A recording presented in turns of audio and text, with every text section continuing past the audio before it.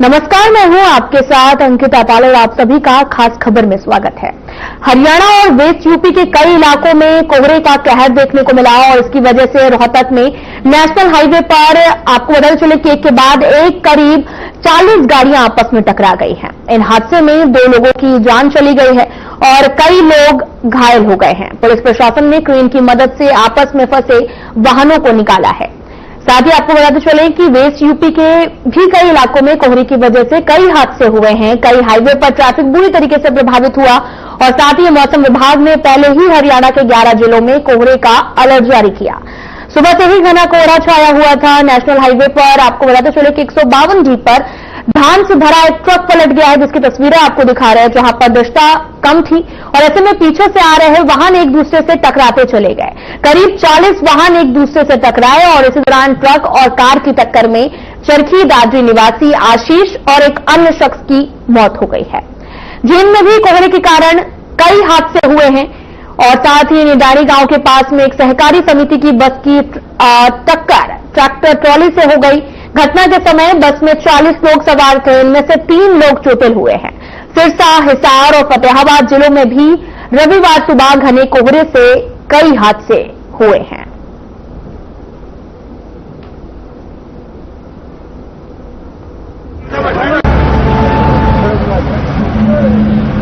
हमें सूचना मिली थी कि धुंध होने के कारण गाड़ियों का एक्सीडेंट हो गया है। जो पहले गाड़ी का एक्सीडेंट हुआ है उसके पीछे जो गाड़ियां आ रही थी उनकी टक्कर हुई है। कम से कम 10-11 गाड़ियों का एक्सीडेंट हुआ है और मौके पर आने के बाद हाइड्रा लेकर रोड खुलवा दिया है और व्हीकल सुचारू रूप से चले हुए हैं। कितने व्हीकल टकराए हैं? क्या इसमें कोई बस भी थी?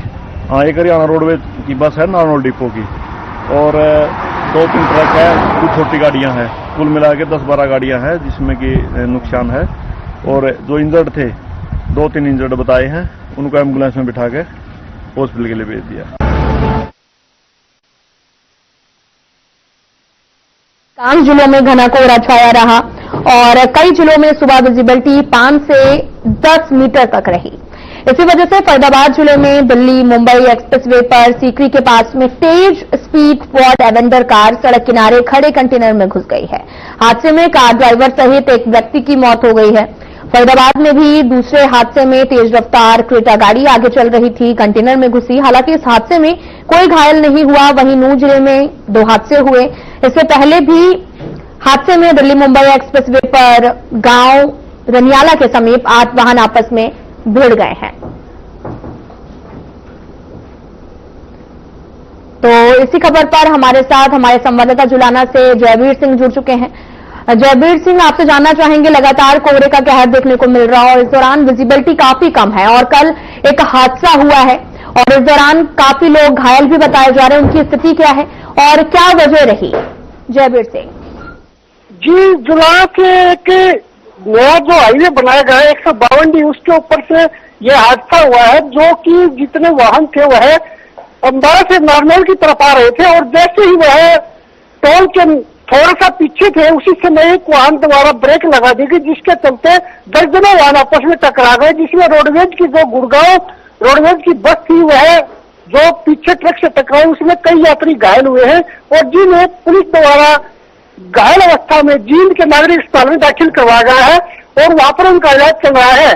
देखा जाए तो यहाँ पर क्रेन वगैरह लाकर के सभी वाहनों को अलग अलग किया गया, क्योंकि जबरदस्त एक्सीडेंट यहाँ पर हुआ था, जिसके चलते हाइड्रा और क्रेन यहाँ पर बुलाई गई। और बात की जाए 3 पुलिस स्टेशन जो यहाँ आसपास पड़ते थे, वहां की पुलिस यहाँ पर पहुंची और जो लगभग 2 किलोमीटर लंबा जाम यहाँ पर लग गया था उसको खुलवा गया है।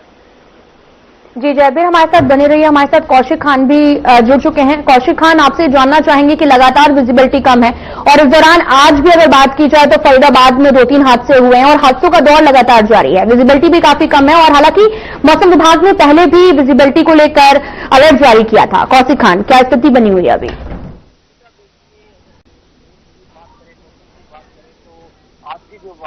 कौशिक खान, आपको आवाज मिल रही?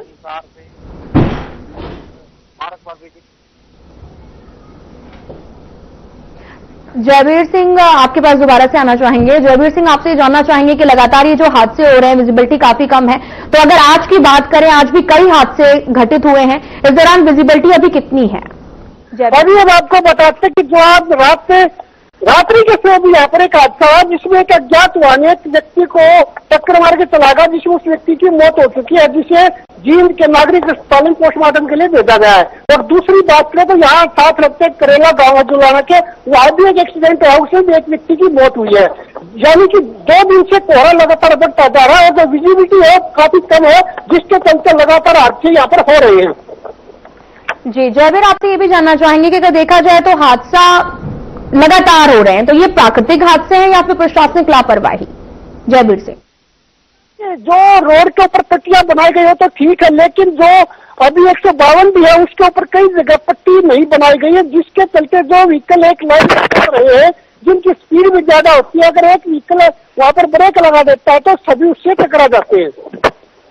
जी कौशिक खान भी हमारे साथ दोबारा से जुड़ चुके हैं। कौशिक खान, मेरा सवाल आपसे, अगर देखा जाए तो लगातार हादसे जो हैं वो बढ़ते जा रहे हैं, विजिबिलिटी भी काफी कम है और इस दौरान हादसों की जो रफ्तार है वो तेज हो गई, क्योंकि आज देखा जाए तो 2-3 हादसे जो हैं वो अभी तक सामने आ चुके हैं। कौशिक खान, क्या स्थिति बनी हुई है? देखिए अंकिता, धुंध के कारण जो है, जो नेशनल हाईवे है, जीटी रोड है, हिसार चंडीगढ़ जो रोड है, इन पर जो है हादसों की संख्या लगातार बढ़ती जा रही है और धुंध के कारण जो है विजिबिलिटी बहुत कम है, जिससे सामने कुछ नहीं दिखाई दे रहा है।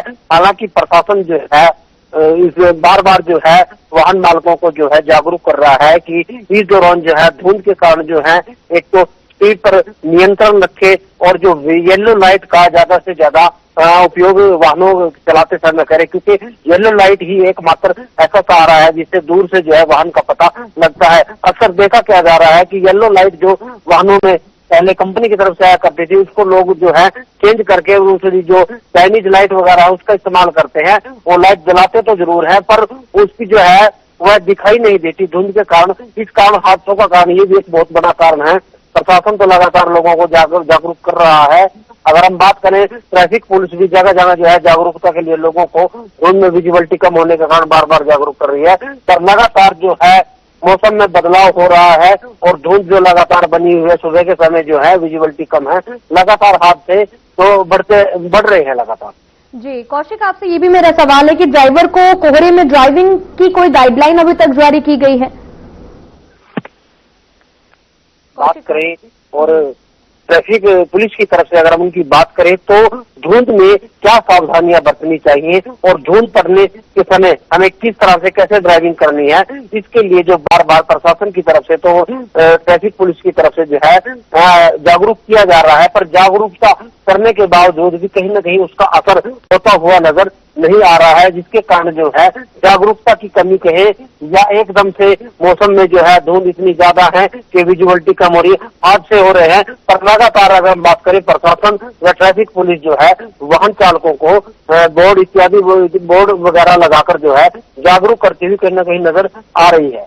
ठीक है, जयवीर सिंह, आपसे जानना चाहेंगे कि जहां पर यह हादसा हुआ, क्या वहां पर फॉग लाइटें लगी हुई थी, रिफ्लेक्टर या फिर कोई साइन बोर्ड लगा हुआ था या फिर नहीं?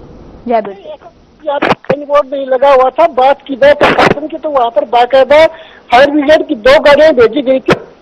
अच्छा तो नहीं, अगर ज्यादा नुकसान होता तो फायर ब्रिगेड की गाड़ियां वहाँ पर मौजूद थी। प्रशासन द्वारा पूरे प्रबंध यहाँ पर किए गए थे, लेकिन फॉग लाइट से संबंधित कोई भी जो मार्ग चिन्ह है कोई लगा नहीं गया था।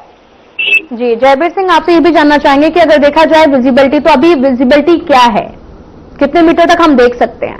जयवीर सिंह, आज सुबह से भी विजिबिलिटी काफी कम है, हालांकि लगभग थोड़ा थोड़ा सूरज अभी दिखाई दे रहा है इस क्षेत्र में, लेकिन जो विजिबिलिटी देखी जाए तो आज भी काफी कम है।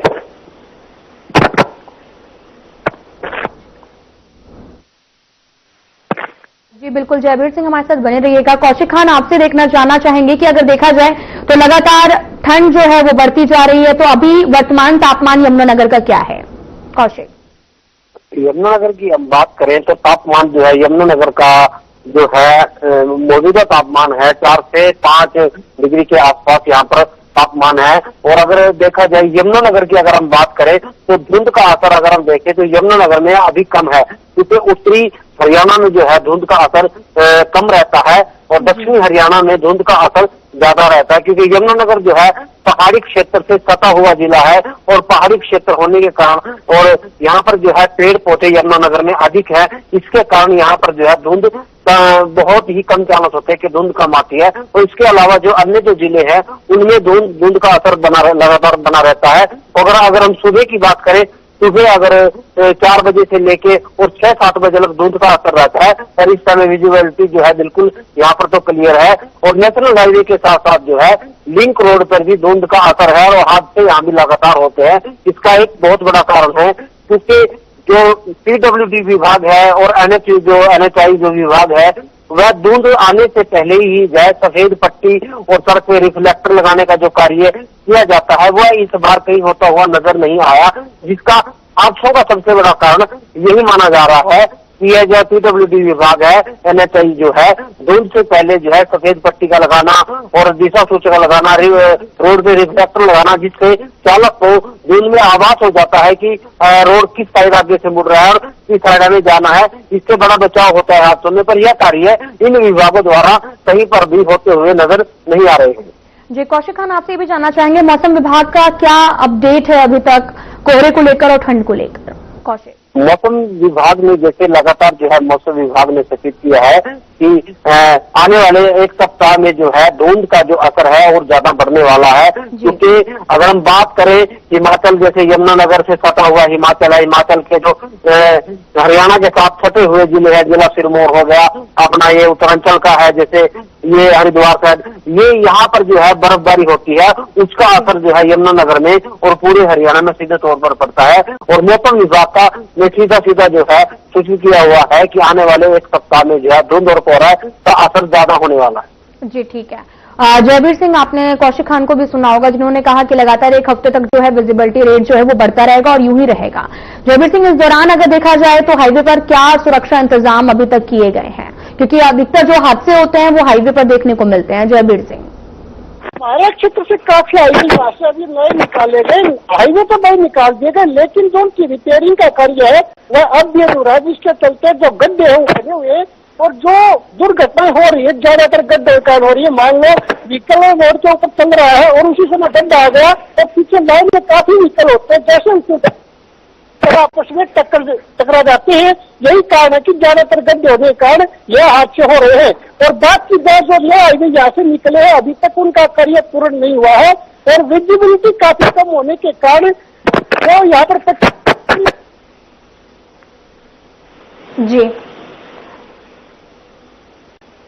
कौशिक खान, आपसे मेरा सवाल है, देखा जाए तो स्पीड लिमिट क्या लागू की गई अभी तक वाहनों की? कौशिक खान, देखिए गीता, अगर हम नेशनल हाईवे की बात करें तो धुंध का और कोहरे का जो असर है उसको देखते हुए जिला प्रशासन व ट्रैफिक पुलिस ने जो है स्पीड लिमिट को नियंत्रित किया है। स्पीड लिमिट जैसे जिस जगह पर 60 की स्पीड लिमिट थी उसको जो है घटाकर 30 कर दिया गया है और जिस जगह पर 50 की थी वहाँ की स्पीड लिमिट को 30 से 35 कर दिया गया है।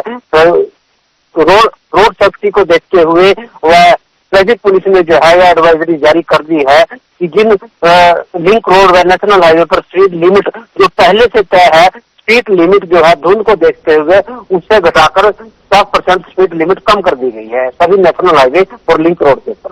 जी कौशिक खान, जैसे कि लगातार ठंड बढ़ रही है, इसको लेकर अगर देखा जाए तो कृषि विभाग का क्या अनुमान है?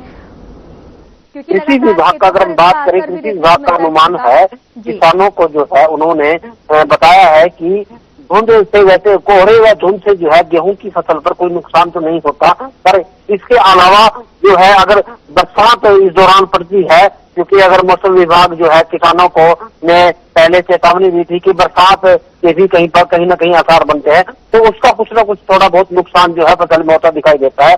पर कृषि वैज्ञानिकों का कहना है कि धुंध व कोहरे से जो है फिलहाल अगर हम ज्यादातर बात करें तो यहाँ यमुनानगर की बात करें तो यहाँ गेहूं की फसल ज्यादा किसान इसकी खेती करते हैं और गेहूं पर इसका कोई असर पड़ता हुआ दिखाई नहीं देता। जी कौशिक खान, हमारे साथ बने रही है। जयवीर सिंह, मेरा सवाल आपसे, जैसे कृषि विभाग का क्या कुछ कहना है कौशिक खान ने बताया, तो ऐसे इस दौरान अगर अस्पतालों की स्थिति देखें तो अस्पतालों की क्या स्थिति अभी बनी हुई है और किस तरह की समस्याएं लोग लेकर अस्पतालों में पहुंच रहे हैं? जयवीर, अस्पताल में देखे जाए तो सब भी बढ़ गई है और इसलिए ज्यादातर जुकाम खांसी के मरीज ज्यादा आ रहे हैं और ओपीडी भी काफी बड़ी है। लेकिन हॉस्पिटल में देखा जाए तो वो सुविधाएं जो कि तो बनी हुई है और जो मरीज है वो काफी परेशान यहाँ पर नजर आ रहे हैं क्योंकि डॉक्टरों की कमी यहाँ पर ज्यादा खल रही है। और बात करें फसलों की तो जो जीर्ण क्षेत्र इसमें गेहूं और सरसों की फसल ज्यादा होती है और मौसम विभाग और कृषि वैज्ञानिकों की माने तो जो ये धुंध पड़ रही है यह गेहूं की फसल और सरसों की फसल के लिए काफी फायदेमंद साबित है। जी कौशिक खान, रैन बसेरों की क्या स्थिति बनी हुई है? क्योंकि रैन बसेरे अधिकतर सरकार दावा करती है कि रैन बसेरे जो हैं वो लगातार सुचारू रूप से जारी हैं और लोगों को हर सुविधाएं मिल रही हैं। कौशिक खान, यमुनानगर के रैन बसेरे क्या हालात हैं अभी? रैन बसेरों को लेकर यमुनानगर की बात करें तो सिर्फ प्रशासन के दावे है कि रैन बसेरे लगातार जो है रैन बसेरे यहाँ पर बनाए जा रहे हैं और उनमें जो है लोगों को सुविधाएं भी दी जा रही है, कंबल, रजाई, गर्म पानी की सुविधाएं दी जा रही है। पर यमुनानगर की अगर हम बात करें, यमुनानगर में रैन बसेरों को लेकर इस तरह का कार्य कहीं होता हुआ नजर नहीं आ रहा है। इसको लेकर अगर हम कहें कि यह दावे सिर्फ उनके कागजों तक ही सीमित है तो यह कहना गलत नहीं होगा, क्योंकि धरातल पर कहीं भी यमुनानगर और जगाधरी जो दो बड़े शहर हैं एकजुट है, दोनों साथ साथ बसे हुए, कहीं पर भी रैन बसेरे की इस तरह का इंतजाम प्रशासन के द्वारा कहीं पर होता हुआ नजर नहीं आ रहा है। ठीक है कौशिक खान, आपसे ये भी जानना चाहेंगे कि देखा जाए तो रैन बसेरे के जो इंतजामात हैं वो ऑलरेडी नवंबर में पूरे कर दिए जाते हैं और अगर बाहर की बात की जाए तो ठंड में लोग जो हैं वो कैसे अपना जीवन यापन कर रहे हैं? कौशिक खान, देखिए रैन बसेरे को लेकर जो है ये सही है कि नवंबर में सभी प्रशासन जो है दावा करता है कि सभी इंतजाम पूरे कर लिए जाते हैं, पर धरातल पर जो है आज भी जो है आज तक जो है रैन बसेरे का कोई भी इंतजाम होता हुआ नजर नहीं आ रहा है। और रैन बसेरा के सहारे जो गरीब मजदूर वर्ग जो लोग हैं जो अपना समय जो है ठंड से बचने के लिए रैन बसेरों का सहारा लेते हैं, वह कहीं ना कहीं ठंड में सिकड़ते हुए या कहीं बस स्टैंड आदि में या कि साइड के किनारों में कहीं ना कहीं वह डूबते हुए नजर आ रहे हैं, क्योंकि वह लोग हैं जो रैन बसेरों में ठंड से बचने के लिए अपना समय व्यतीत करते थे और रैन बसेरों में कहीं पर किसी प्रकार का कोई इंतजाम न होने से यह लोग बेसहारा असहाय जो लोग हैं यहाँ वहाँ शरण लेते हुए नजर आ रहे हैं। ठीक है जयवीर सिंह, मेरा सवाल आपसे है, अगर देखा जाए तो लगातार प्रदूषण का लेवल जो है वो बढ़ता जा रहा है। इस दौरान अगर हम बात करें जुलाना की तो वहां पर एक्यूआई अभी तक क्या दर्ज किया गया है? जयवीर सिंह, प्रदूषण की बात की जाए तो प्रदूषण काफी ही बेकार स्थिति में यहाँ पर नजर आ रहा है, क्योंकि एक्यूआई की बात करें या 400 से ऊपर है, जिसके चलते लोगों को काफी परेशानी यहाँ पर हो रही है। हालांकि अभी तक स्कूलों की छुट्टी भी यहाँ पर घोषित नहीं की गई क्योंकि पॉल्यूशन काफी ज्यादा और ठंड भी बढ़ गई है और स्कूल भी इसी तरह से यहाँ पर लगे हुए हैं और यहाँ पर जो एक्यूआई के चलते लोगों को काफी परेशानी झेलनी पड़ रही है। ठीक है कौशिक खान, अगर लगातार प्रदूषण की अगर हम बात करें तो प्रदूषण लगातार बढ़ रहा और एक्यूआई लेवल भी अपर श्रेणी में पहुंच गया है, तो अगर यमुनानगर की बात करें तो क्या लोगों में समस्याएं देखने को मिल रही हैं और इस दौरान एक्यूआई वहां पर अभी क्या है? कौशिक खान, देखिए यमुनानगर की अगर हम बात करें, यमुनानगर में एक्यूआई जो है 250 से प्लस यहाँ पर एक्यूआई है और अगर हम बात करें ठंड और साथ में जो है पोल्यूशन, तो दोनों ही चीजें जो है इंसान के लिए बड़े ही इस समय जो है बड़ी समस्या पैदा कर रहे हैं। एक तो पोल्यूशन की वजह से जो है सांस दमा के मरीज पहले ही इनमें इजाफा होता हुआ नजर आ रहा था। अगर हम बात करें अस्पतालों में जो है सांस दमा के मरीजों की लगातार बढ़ोतरी हो रही है और लगातार उनमें जो है इजाफा होता हुआ नजर आ रहा है। डॉक्टर्स का कहना है कि पिछले 3 महीने की अगर हम बात करें, जैसे एक्यूआई 3 महीने से लगातार बढ़ता हुआ नजर आ रहा है, बढ़त घटत चल रही है, तो 50% से ज्यादा जो मरीज अस्पतालों में भी है सांस व दमा के आ रहे हैं और साथ में अब जो ठंड का असर हो रहा है, ठंड की वजह से जो है प्लस जो है इसमें निमोनिया व अन्य बीमारियां जो है ऐड हो गई हैं। अब अगर हम बात करें तो पोल्यूशन और ठंड दोनों जो है इन इंसान को जो है पूरी तरह से जनजीवन को जो है पूरी तरह से प्रभावित करती हुई नजर आ रही है। जी कौशिक, अगर देखा जाए तो लगातार जो पॉल्यूशन बढ़ रहा है उसकी वजह से स्मॉग और फॉग में डिफरेंस करना अब काफी ज्यादा लोगों के लिए हानिकारक बनता जा रहा है, क्योंकि लगातार जो हादसे हो रहे हैं और इस दौरान विजिबिलिटी की अगर बात की जाए तो वो पॉल्यूशन की वजह से भी काफी ज्यादा दिखाई दे रही है। कौशिक खान, बिल्कुल गीता जी, देखिए अगर हम बात करें तो ठंड की वजह से जो धुंध व कोहरा आ रहा है उसका असर तो है ही है। साथ में अगर हम बात करें पोल्यूशन की वजह से भी जो है स्मोक बन रहा है और उसमें वो भी कहीं ना कहीं जो धुंध के साथ मिलकर जो है विजिबिलिटी को कम करता हुआ नजर आ रहा है, जिसका सीधे तौर पे अगर हम बात करें कि दोनों पोल्यूशन और ठंड कोहरा दो मिलके जो है पूरी तरह से आम जनजीवन को जो है पूरी तरह से कहीं ना कहीं प्रभावित करता हुआ नजर आ रहा है। जी, कौशिक खान और जयवीर सिंह, बहुत बहुत धन्यवाद हमारे साथ जुड़ने के लिए। तो लगातार अगर देखा जाए तो कोहरे के कारण तमाम तरह के हादसे देखने को मिल रहे हैं, जिसमें तस्वीरें भी आपको दिखा रहे हैं जो कि जुलाना से हैं, जहां पर ये कल हादसा हो गया है जिस दौरान 2 लोगों की मौत हो चुकी है और कई लोग घायल भी बताए जा रहे हैं। तस्वीरें आपको दिखा रहे हैं जहां पर लगातार विजिबिलिटी जो है वो काफी कम दर्ज की जा रही है और नेशनल हाईवे पर लोगों का चलना भी जो है वो अब दूभर हो गया है। और इस दौरान हरियाणा और वेस्ट यूपी के कई इलाकों में रविवार को कोहरे के कहर देखने को मिला और इसी वजह से रोहतक में नेशनल हाईवे पर एक के बाद एक करीब 40 गाड़ियां आपस में टकरा गई हैं। तस्वीरें दिखा रहे हैं आपको जहां पर इन हादसों में 2 लोगों की जान भी चली गई है, कई लोग घायल बताए जा रहे हैं। पुलिस प्रशासन ने क्रेन की मदद से आपस में फंसे हुए वाहनों को भी अलग किया है और कई जिलों में कोहरे की वजह से कई हादसे हुए हैं। कई हाईवे पर ट्रैफिक बुरी तरीके से प्रभावित हुआ। मौसम विभाग ने पहले ही हरियाणा के 11 जिलों में कोहरे का अलर्ट भी जारी किया और घना कोहरा भी छाया हुआ था। नेशनल हाईवे पर यह हादसा 152D पर हुआ है। धान से भरा एक ट्रक पलट गया, विजिबिलिटी कम थी और ऐसे में पीछे से आ रहे वाहन एक दूसरे से टकराते नजर आए और इस दौरान लोगों से अपील की जा रही है कि डिस्टेंस मेंटेन करके रखें और 40 वाहन एक दूसरे से टकराए हैं। ट्रक और कार की टक्कर में चरखी दादरी की अगर बात करें तो यहां पर आशीष और एक अन्य शख्स की मौत हो गई है। जींद में भी कोहरे के कारण कई हादसे हुए हैं। निडानी गांव के पास में एक सहकारी समिति की बस की टक्कर ट्रैक्टर ट्रॉली से हो गई है। घटना के समय बस में 40 लोग सवार थे। साथ ही आपको बताते चलें कि लगातार अगर आज की बात करें तो आज भी हरियाणा में राज्य के अधिकांश जिलों में घना कोहरा छाया हुआ है। विजिबिलिटी भी काफी कम है। अगर विजिबिलिटी की बात करें तो 5 से लेकर 10 मीटर तक है।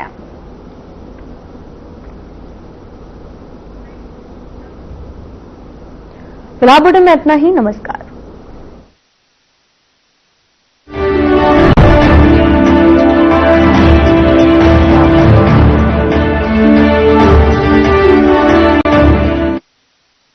अब भी मजा आएगा ना वीडियो।